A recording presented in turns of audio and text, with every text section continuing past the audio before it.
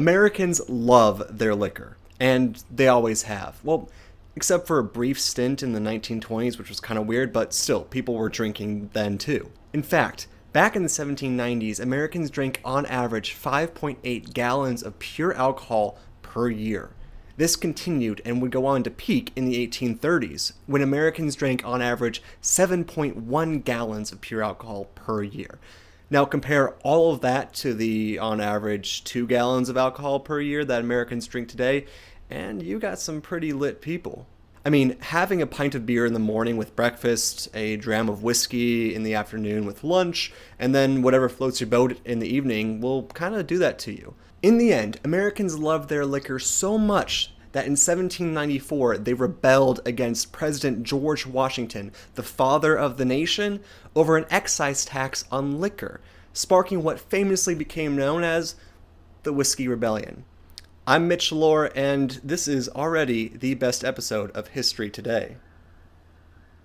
Let the word go forth from this time and place to friend and foe alike that the torch has been passed to a new generation of Americans born in this century, tempered by war and unwilling to witness or permit the small undoing of those human rights.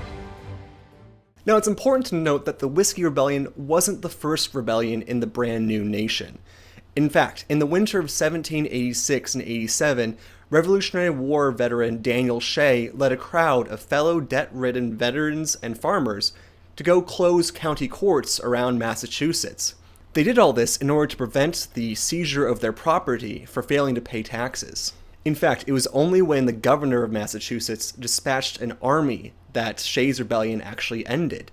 You know, who would have thought that taxing people who whined and complained about taxes so much that they started a war over it would be so difficult? But more importantly, Shea's rebellion actually led men like James Madison and singer-songwriter Alexander Hamilton to advocate for a stronger central government, and eventually led to the creation of the Constitution itself. You see, when the US gained independence, the government looked a lot different than it does today, and actually ran and operated under something called the Articles of Confederation. These articles were drafted in the middle of the Revolutionary War in 1777 and went into effect in 1781. As historian Eric Foner claims, they, quote, resembled less a blueprint for a common government than a treaty for mutual defense. The articles stated that their purpose was to form a firm league of friendship between the states, where each state could preserve their individual sovereignty, freedom, and independence. The only federal government institution that there was a single one-house Congress in which each state had one vote no matter what, and irregardless of their population size. The only powers that Congress had were to declare war, make treaties, and conduct foreign affairs. It couldn't levy taxes, it had no president to enforce the laws, and no judicial branch to interpret them. Not to mention that to pass anything required 9 of the 13 states that were there, rather than the simple majority that we have today, so really nothing got done. It sounds a lot more like a really, really disjointed EU than actually one country. I will say that the government under the Articles did one good thing, or at least one big thing, the Northwest Ordinance. So just like the British before them, the new US government struggled to manage and monitor white settlement encroachment into the western areas. And so the Northwest Ordinance of 1784 set up policies for admitting new territories and states into the Union. Now, it might seem weird today, but the old Northwest was actually the Great Lakes region, so Ohio, Michigan, and Illinois. Most importantly, though, the ordinance maintained that all those new states in that region would come in as free states, setting a precedent for containing slavery and slowing it down that would continue up until the 1850s. So, in the 1780s, the US government was riddled with debt from borrowing to fund the army during the Revolutionary War. It had no way to get revenue at the federal level, and it was struggling to manage frontier settlers. A true recipe for success. This is where the Constitution comes into play, and the debates surrounding it are key to understanding the Whiskey Rebellion and actually a lot of early American history. Regarding the Constitution, there were really 2 different camps. After hearing about Shea's rebellion, Thomas Jefferson and his side wrote a letter saying that a little rebellion now and then is a good thing. On the opposite end of the spectrum was James Madison, though, who declared that liberty may be endangered by the abuses of liberty as well as the abuses of power. So nationalists like him thought that public liberty, such as unchecked power of the masses, could potentially threaten private liberty, namely property rights. So to try and fix all this, in May 1787, 55 delegates from all the states met in Philadelphia, where they said, screw it, chucked the Articles of Confederation out into the dumpster, and wrote the Constitution. Okay, it was a little bit more complicated. I mean, these were some of the most educated, most influential, and wealthiest men in the entire country, so there was a little bit more intellectual discussion than that. So, to try and sum up the key points of the Constitutional Convention, you basically had James Madison on one side who proposed the Virginia Plan, which would set up a two-house Congress, both with representation based on population. On the other end, you had people who feared that the Virginia Plan would give states like Virginia, Pennsylvania, and Massachusetts that had the biggest population far too much power. So William Paterson proposed the New Jersey Plan, which would fix a lot of other issues, but keep the one house with one vote for each state rule. In the end, they compromised, though, and that's how we get to the Senate with 2 votes and 2 senators from each state, and the House of Representatives, which has representation based on population. So now we come to the 1790s and whiskey. Rap star Alexander Hamilton was the first Secretary of the Treasury, and he proposed a new tax on distilled spirits. And it didn't go over very well, as you can probably assume. At that time, it was very common to use leftover grains and corn for whiskey.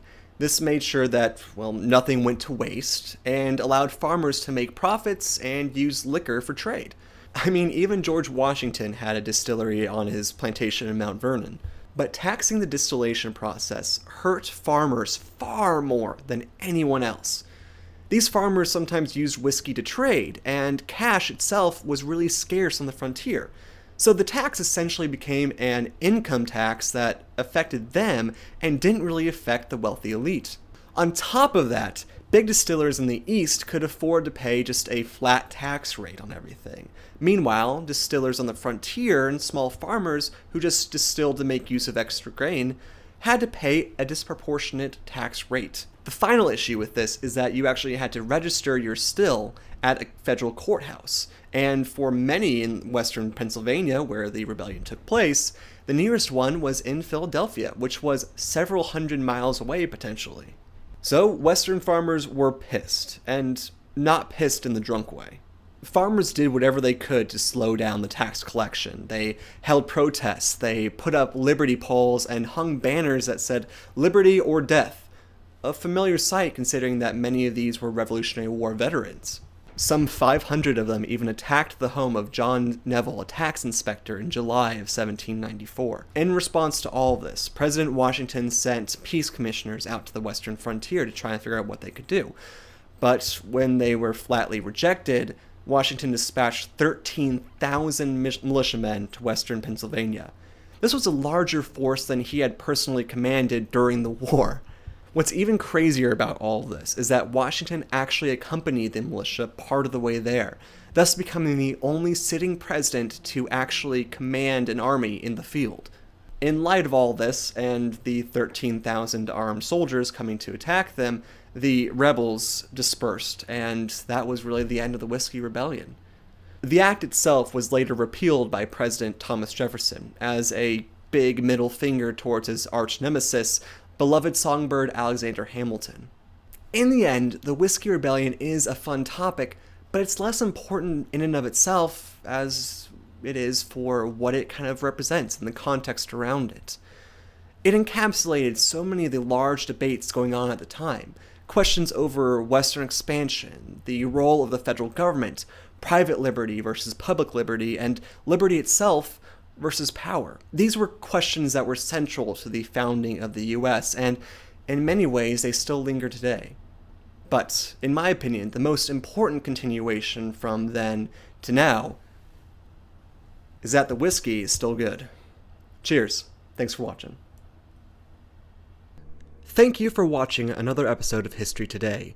If you enjoyed the video, please click like or drop a comment down below. If you want to, feel free to subscribe to the channel for more history that you will hopefully remember better than you did during 4th period following gym class. You can also follow me on Instagram if you need to scratch that X Pro 2 filter itch. Thanks again, and have a great day.